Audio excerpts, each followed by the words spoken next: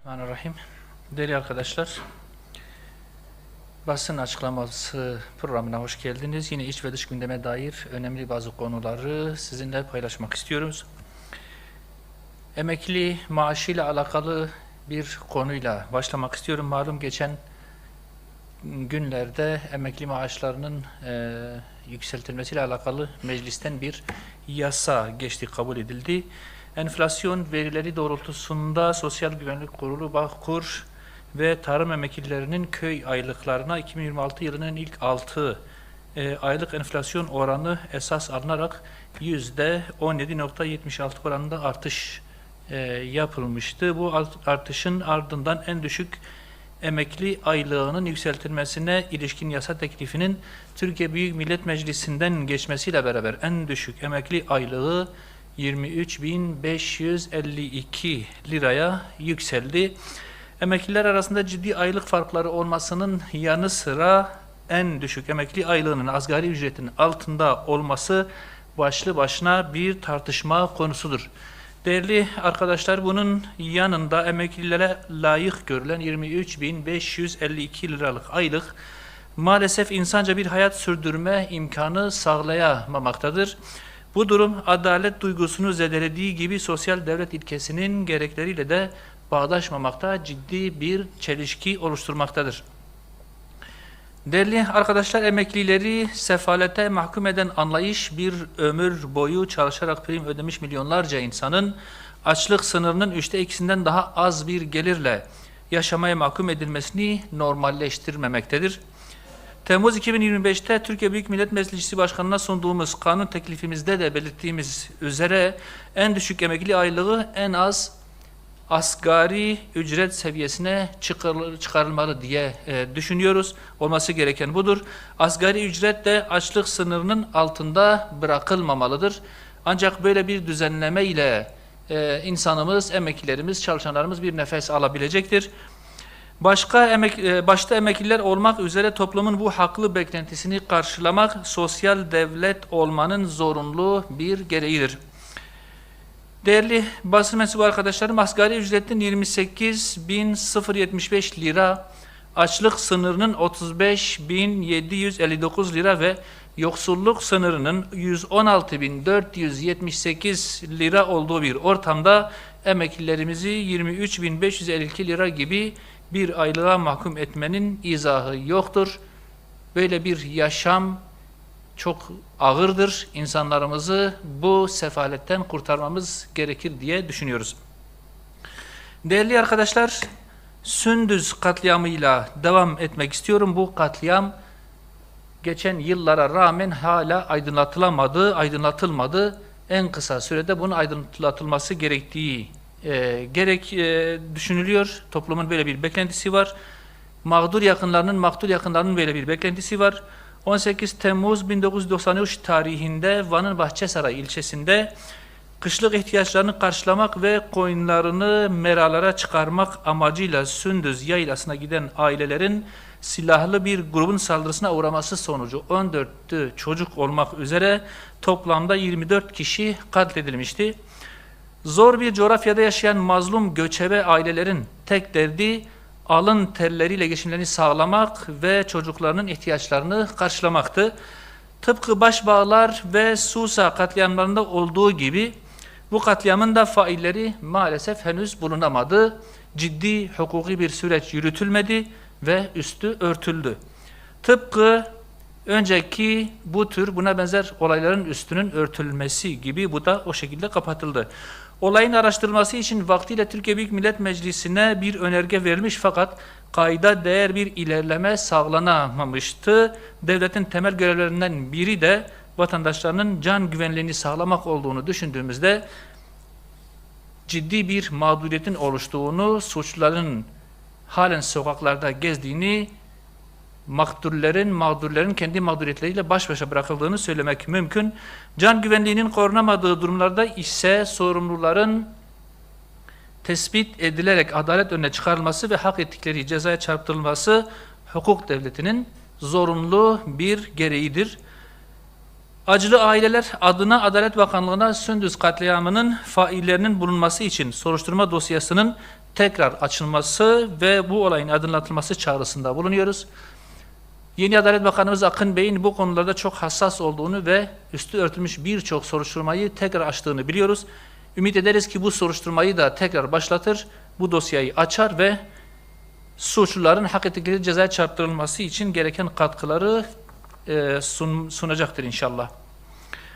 Değerli arkadaşlar, konutlarla alakalı bir konuyla daha devam etmek istiyoruz. TOKİ'nin, Toplu Konut İdaresi'nin bu yıl uygulamaya koyduğu ödeme sistemine dair bir sorunu sizinle paylaşmak istiyorum. Konut teslim edilmeden yaklaşık bir yıl önce taksit ödemelerinin başlatılması özellikle kirada oturan dar gelirli aileler için ciddi bir mağduriyet oluşturmaktadır. Bu yeni bir uygulamadır. Daha önce anahtar teslimiyle birlikte ödemeler başlardı.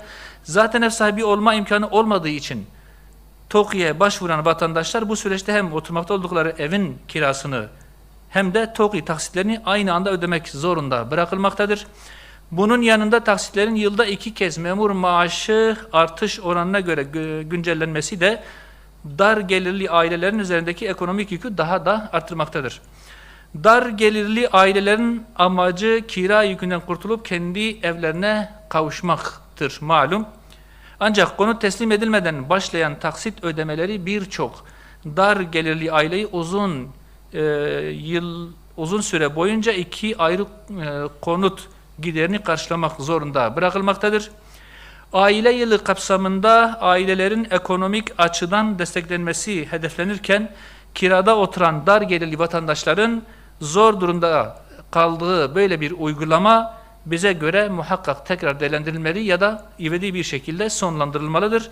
Toplu Konut İdaresi taksitleri konut teslimiyle birlikte başlatılarak hali hazırda kiracı durumunda olan vatandaşların mağduriyeti giderilmeli, bu külfet sırtlarından kaldırılmalıdır diye düşünüyoruz. Değerli basın mensubu arkadaşlarım, dış gündeme dair de iki önemli konuya değinmek istiyorum. Bu şekilde basın açıklamamızı bitireceğiz. Amerika Birleşik Devletleri Başkanı Trump'ın Lübnan ve Suriye'ye dair söyledikleriyle ilgili bir konuya değinmek istiyorum. Ankara'da düzenlenen NATO zirvesi kapsamında Amerika Birleşik Devletleri Başkanı Trump, Suriye ve Lübnan'a ilişkin bir takım açıklamalarda bulundu. Bölgeye yönelik emperyalist planların yeni bir aşamaya taşındığını da göstermektedir yaptığı bu açıklamalar. Trump, Lübnan'da Hizbullah'ı silahsızlandırma projesinde Suriye ordusunu aktif bir unsur olarak kullanmak istediğini açıkça ifade etmiş. Yani iki halkı birbirine kırdırmak gibi bir niyetini deşifre etmiş oldu. Yıllar süren yıkıcı iç savaşın ardından ekonomik ve siyasi istikrarını yeniden tesis etmeye çalışan Suriye yönetimine yönelik bu yaklaşım açık bir baskı ve siyasi şantaj niteliğini taşımaktadır.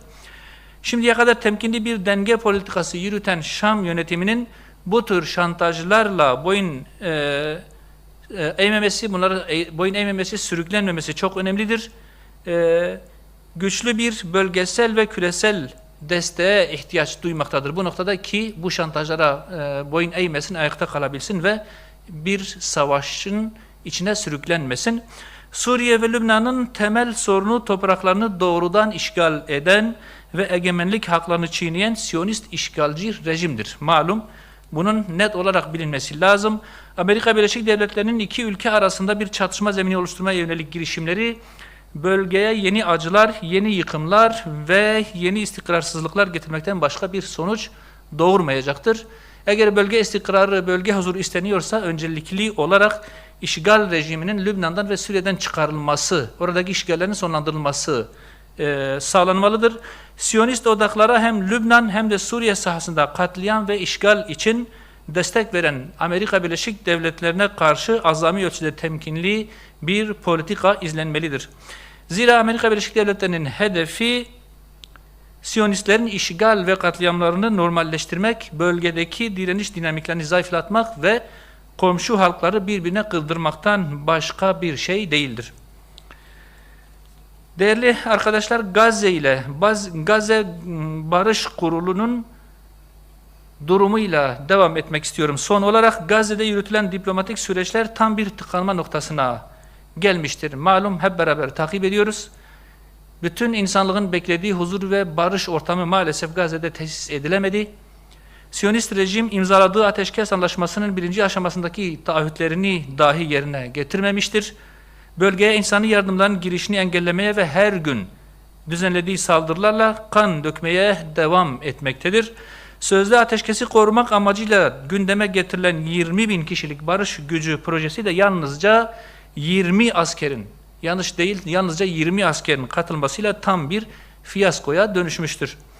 Değerli arkadaşlar, bunun yanı sıra Barış Kurulu'nun uygulamaya koymaya çalıştığı pilot insani yardım bölgeleri planı ise insani bir amaca değil, Gazze'lileri belirli alanlara toplayarak şehri boşaltma ve direniş güçlerini tasfiye etme stratejisine hizmet etmektedir.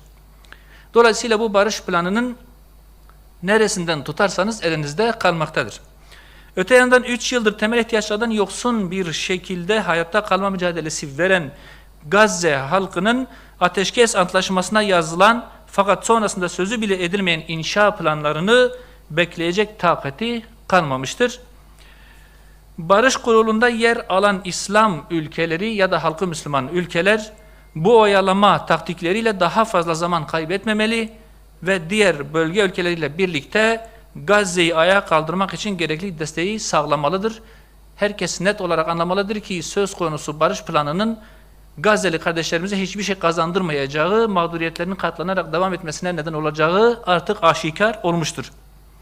Bölgemizin güvenliği ve insanlığın selameti için Siyonist rejime karşı etkin ve caydırıcı askeri mekanizmaların oluşturulması da ivedilikle masaya yatırılması, üzerinde düşünülmesi ve hayata geçirilmesi gereken bir ihtiyaç. Sorularınız yoksa basın açıklamamızı bitiriyoruz. Teşekkür ediyorum.